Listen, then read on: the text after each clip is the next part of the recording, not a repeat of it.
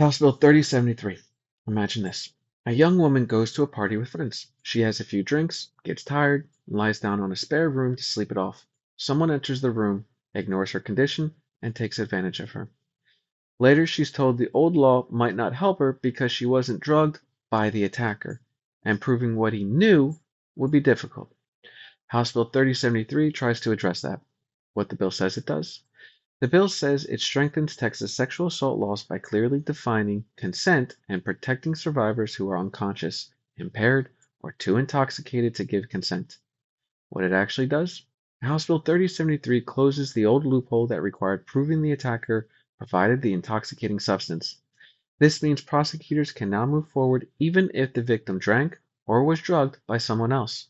But the Senate removed protections for survivors who withdrew consent mid-act, and it removed a rule that would have covered situations where the attacker should have known the victim was unable to consent. Survivors gained some protection while losing other important safeguards. Who benefits?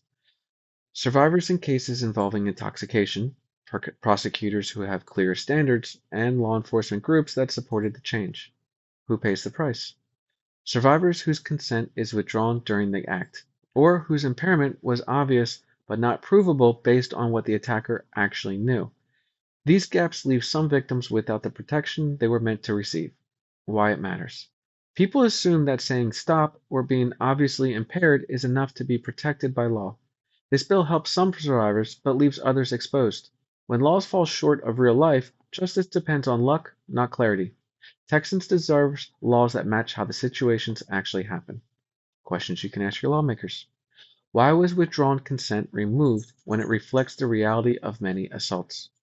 And should the law include a standard for when impairment is obvious, not just what the attacker claims they knew? Would you support revisiting these gaps next session to provide the protection survivors were originally promised? Bottom line, House Bill 3073 fixes part of the problem but leaves too many survivors unprotected in the moments that matter most.